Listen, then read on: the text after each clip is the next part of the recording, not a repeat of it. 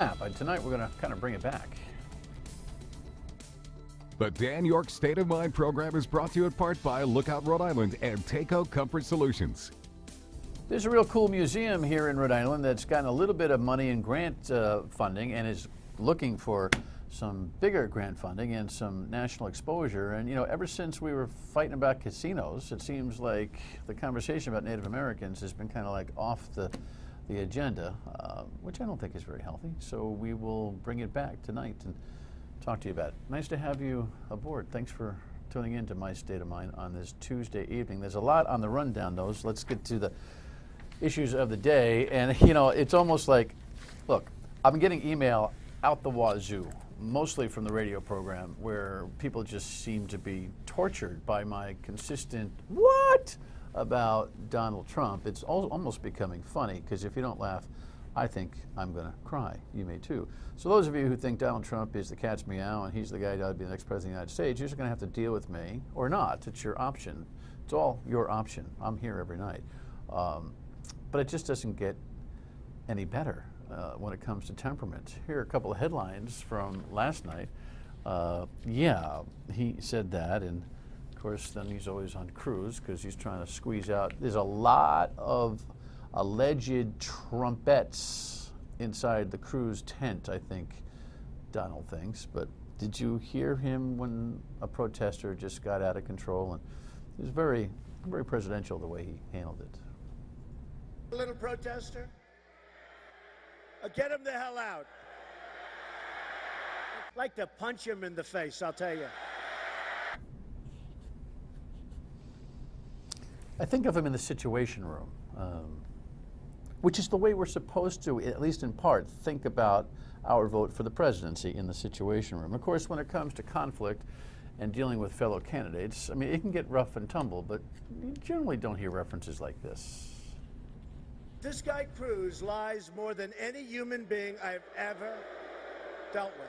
And he holds up the Bible and he lies. This guy is sick. There's something wrong with this guy. Those in glass houses perhaps shouldn't be tossing stones, but that's just my take. Hey, listen, it's just, I don't have much deep to say about it other than the beat goes on. Nevada tonight, so if you're watching at 7:30, we don't know. If you're watching at midnight, you probably know, and I'm guessing Donald Trump wins there as well. You know, Cruz and Rubio at this point are kind of battling for second place to be able to survive to go one-on-one with Donald Trump. They need Kasich and they need Carson to get the heck out of this race, but quick, and it's almost getting close to panic time for that. We'll see how it goes. There's a lot of primaries coming up next week and beyond. Super Tuesday, March 1st, of course. All right, so the president is 7 years in, and he's still trying to get this thing done, sort of. Seems to me to be a flailing effort, not a real legitimate one. Headline on Guantanamo, he's trying to persuade Congress. Other headlines covering it this way. You know, more or less saying the same thing. Here's the story if you haven't been following it. President Obama announced his latest proposal to fulfill a campaign promise and close the detention facility at Guantanamo Bay in Cuba. It's counterproductive to our fight against terrorists because they use it as propaganda in their efforts to recruit. There are 91 prisoners still being held at Gitmo. The plan is to transfer 35 of them to other countries. The remaining 56, including 9/11 mastermind Khalid Sheikh Mohammed, would be moved to a facility here in the U.S.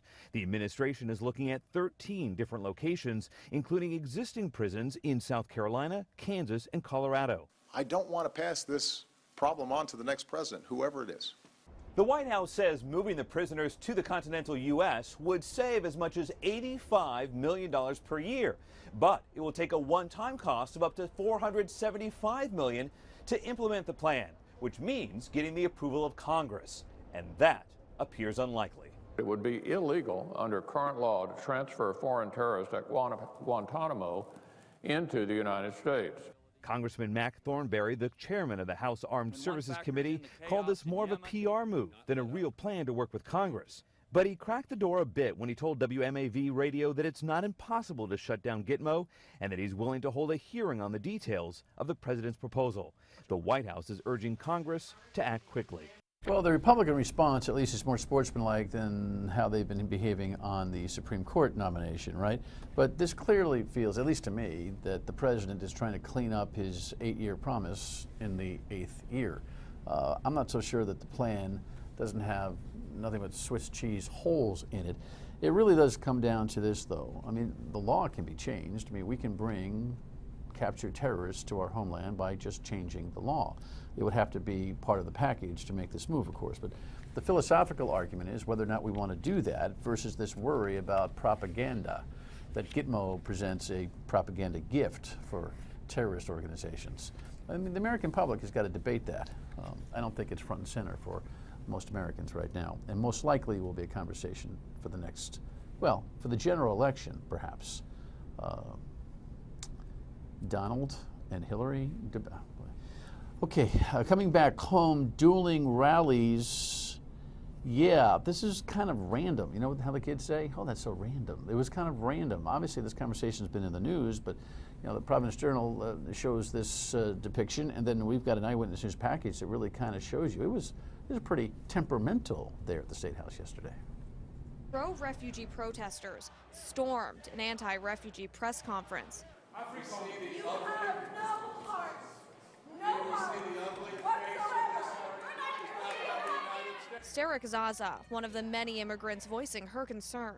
Unfortunately, we were not able to hear everything that they were saying. But former Congressman Pete Hoekstra of Michigan, who is also a former chairman of the House Intelligence Committee, tells me despite what was being yelled in his direction, he wants what's best for Rhode Island and the country.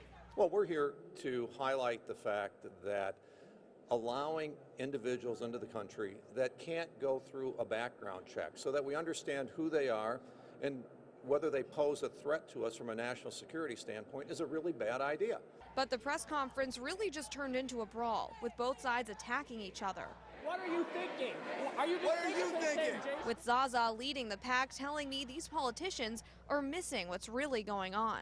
They have not met the refugees. They don't even know what the grueling process that they have to go through to come into this country. Now, you know, the governor supports Syrian refugees being handled here, but of course, that's kind of irrelevant because the feds make all the decisions, as a former guest and expert on this told us just a couple of months ago. The Constitution gives the federal government sole authority over immigration, and that's just been reaffirmed by a Supreme Court decision in Arizona. States don't have the ability to interfere or usurp the power of the federal government in that regard. And the second thing is, Americans and people who live in the United States have total freedom of travel. People in one state can't prevent people from another state from coming in. So all of this is an argument about much ado about nothing in terms of the governor's authority. Yeah, so that random event happened at the State House yesterday. It's interesting theater, and it's a good national conversation, but don't be confused. Nothing can germinate right here from the state of Rhode Island on that, and sometimes that gets lost. Don't let the facts get in the way of a good old-fashioned brawl, right? Line item veto ought to be a good old-fashioned brawl. Today, hearings were scheduled at the Senate. Editorials say, hey, this is a good idea. Headlines cover the conversation, sponsored by Ken Block, who ran for governor last time around. And Nick Mattiello, the Speaker of the House, says no way, no how, because a line item veto more or less would take a lot of power from the legislature. It's as simple as this. Right now, it's baby out with the bathwater. If the governor doesn't like something that the General Assembly has done to the budget, she either has to veto the entire budget or agree to it, rather than making an edit. That's something that 44 states in this country have. 44!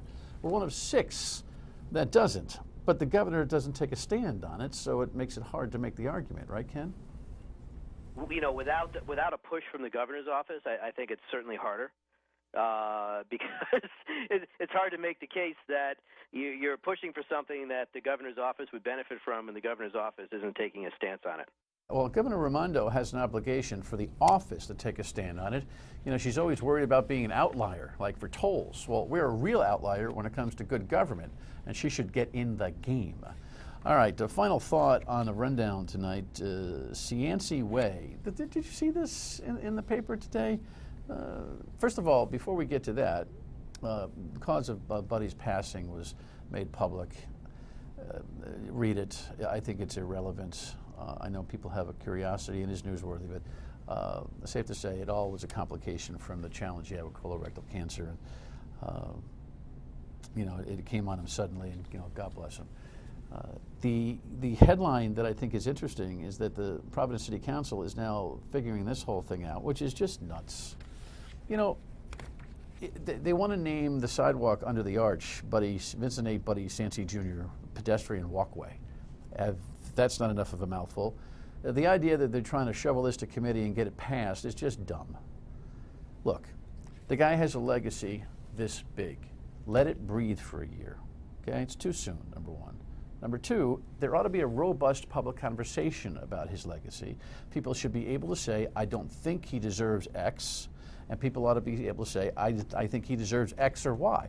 Frankly, I think he does deserve a heck of a memorial, and it seems to me that if you can do it right, you either go big or you go home. You either do it well or you don't do it at all.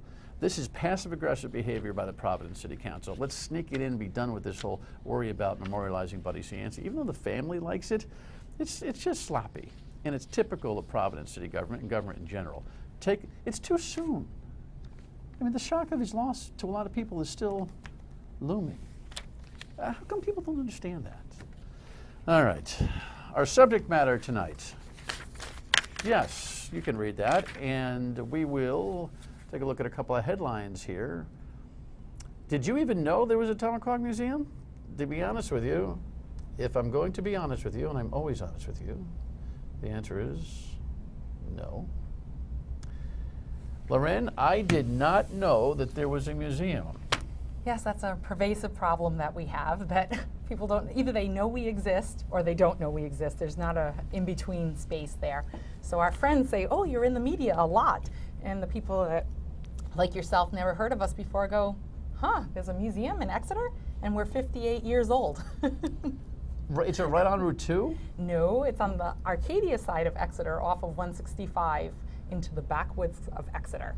And for longtime Rhode Islanders, where the Dovecrest Indian restaurant used to be back in the 60s, 70s, and early 80s. Oh, well, there's classic. Even Native American references are in Rhode Island, where the other thing used to be. Exactly. So you've got a little grant situation that you got, and as part of like stepping up your game, we'll talk about the competition for a larger award coming up. But tell me about this new money that you just received. Well, we just received a grant from the Inclusion Initiative, which is part of Third Sector New England, and it is an Indigenous Empowerment Initiative is the name of our project.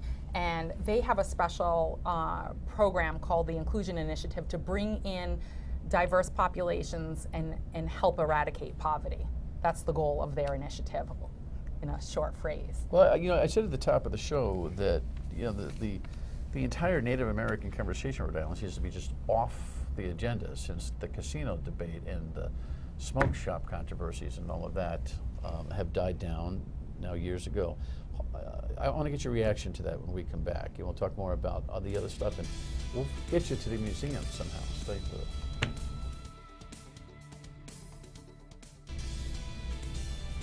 Back with Loren Spears. She's the executive director of the Tomaquag Museum, and you're thinking, yeah, where's the Tomaquag Museum? Again, it's in Exeter. It's in Exeter off of Arcadia Road. And we've got a website reference, right? We always have that, and of course, if you ever need to find a website for something we discussed here, go to foxprovidence.com and we'll send you there. But the website is tomaquagmuseum.org.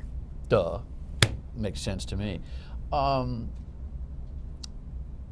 This museum is not necessarily directly related to the Narragansett Indian tribe, correct? It's an independent nonprofit.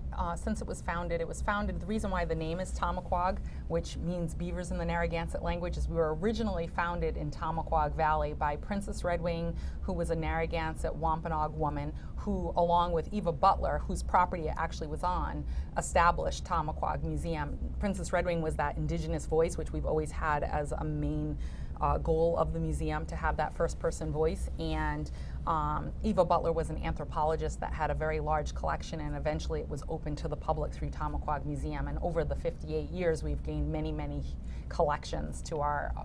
You get a lot of foot traffic to the museum? We do. We actually do. I think off the top of my head, I want to say that we had about maybe 8,000 people that we service now. Some of that is off-site programming because we do a lot of, our facility is small currently, which is why we're doing new home development. But we do both on-site programming and off-site programming. So on-site, when we're having an event, we might have 100, 120 people at a time. Groups, a maximum of about 40, 50 people if the weather's nice and we can use our Are people coming from around the region, or is it very locally centric? Actually, around the world. We Really? probably have something like 15 states countries on average, and about 40 states that are represented. They sign in our sign-in book every year. And on our podcast, we're reaching the world at large. We have over 40 countries and something like 47 states represented in our Indigenous Lifeways podcast. Wow. Yes. So you got a lot going on. We do. You know, very often in Rhode Island, we find this to be happening. There'll be something big going on that a lot of Rhode Islanders don't even know about. And on this one, guilty. Sorry, you know. So I wasn't We're going to high five. No, I was going to raise my hand. That's the first time I've had a guest flinch on this show. Congratulations. So to have you know, Donald Trump, you know, boom. New trouble. You're looking for a national platform, though, right? There's a contest that you guys are engaged in. We were nominated by Senator Sheldon Whitehouse for the National Medal, which is done by the Institute of Museum and Library Services. It's the highest honor in the nation for libraries and museums. And very excitingly, Tomaquag was named one of the top 30 finalists this year. So we're very, very excited and very proud of that accomplishment. What does that bring you? More than anything, a lot of prestige, and to be on a national level with museums. I believe there's 35,000 museums across the country, and we're one of the top 30 this year. And the Institute of Museum and Library Services does a spotlight of each of the 30 finalists over the next month. Our date, I believe, is March 18th, where from their Facebook page on the national level, they will be showing videos and pictures, and our constituents can share their stories. Our partner organizations can share their partnerships with us, with the world, whether that's Rhythm and Roots Festival or the Roger Williams National Memorial or Brown University. I mean, each year we have about 20 to 25 partnerships. We just hired through a Rhode Island Foundation grant a new assistant director, and we just did the orientation, and we went through all our partnerships. Right now we have 22 active partnerships going on and 13 active grants, equaling about $160,000. And for our small organization, that's a lot of grant funding. It's impressive. You agree with me that the discussion of the Narragansett Indian tribe and Native Americans in general in our region and in our state has kind of quailed ever since the casino conversation kind of went off the newsreels? Well, as an educator, I tend to think that indigenous culture is invisible 99% of the time unless there's something negative going on. What is perceived as negative. And we're often left out of the conversation, and we're often left out of the education. One of the things I would really like to see is that the curriculum would require, we live in the state of Rhode Island, and the first peoples of Rhode Island are the Narragansett, and originally the Narragansett and Niantic people, but they merged together as one people after King Philip's War in 1675, approximately. So we're one people. You have one federally recognized tribe, and we can't do an honest representation of those people. Teachers are required to teach a Native American unit, I believe, in 4th grade, but that's vague. They often will do the smattering like the around, right? Yeah, the smattering around the country of a little bit of this and a little bit of that. Some do it really well. Some teachers reach out to us and do really, really well and get a first-person perspective. But in fairness, I was a teacher for quite a few years in public school and then ran a small private school. Teaching is hard work, and you can't research everything to the fullest, so we should be providing opportunities for teachers to have good quality educational materials around indigenous culture specific to this state. There was an interesting piece or a series of pieces in the Providence Journal about income disparity, and we'll talk about that when we come back. Stay with us.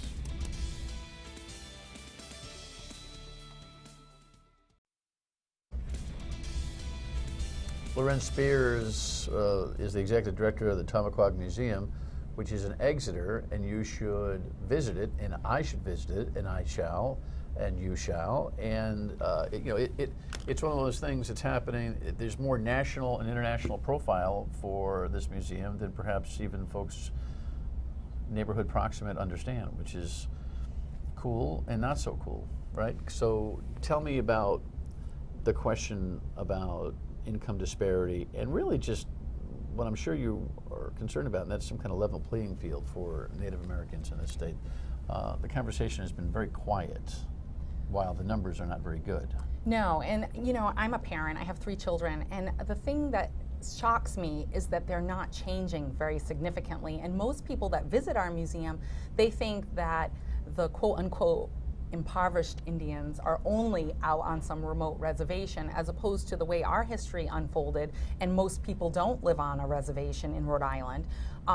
And that is like just a misunderstanding there. There's about 8,000 indigenous people living in Rhode Island. Not all of them are Narragansett, but that's according to the US Census.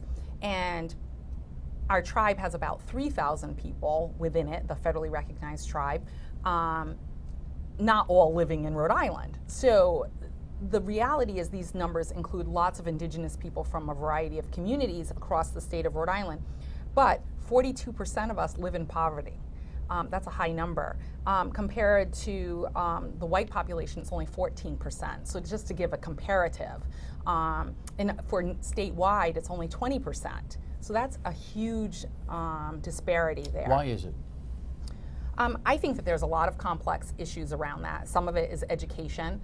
Some of it is the historical trauma that's befallen our people, and some of it is flat out racism that gets interjected into it, or just bias or misunderstanding that can be kind of interwoven in that and what people perceive about indigenous people. When, as you mentioned at the beginning, what is often presented is only what's the big sale for the media, casino, smoke shop, and most people only get the sound bites of what that's all about and really don't understand the full depth of what transpired, and that falls into how they perceive the people, the Narragansett people.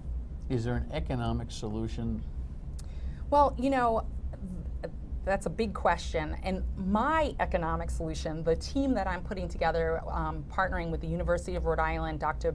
Bird from the Department of Education, he's the director there, and Darrell Waldron from the Rhode Island Indian Council. We have a myriad of other partners, the Northeast Indigenous Arts Alliance, the Narragansett Silver Clouds, Roger Williams National Memorial, just to name a few, that are all coming together to create this network in order to foster job training, job development, and education for indigenous people, but putting them in a place that they feel really comfortable. The museum has their history in it, their culture, their artists already working there, and people that they know and feel comfortable with, to sort of start bridging some gaps, to start doing job training, internships to fellowships or apprenticeships, and eventually even maybe degree programs in Native studies, museum studies, Native art, but not just art in the way that sometimes mainstream education puts it. And so also partnering with other partners that might foster those same kinds of jobs and become a liaison. So maybe a Native youth will learn how to be a forest ranger at the national park. All right, well, obviously that's a conversation that we need to dig in for another day. So clearly the museum is not just about history, it's about moving forward too, correct? Yes, All it's right. about education, and culture and education. Tomaquag Museum, check it out. Thank you. Congratulations on your success. Final word next.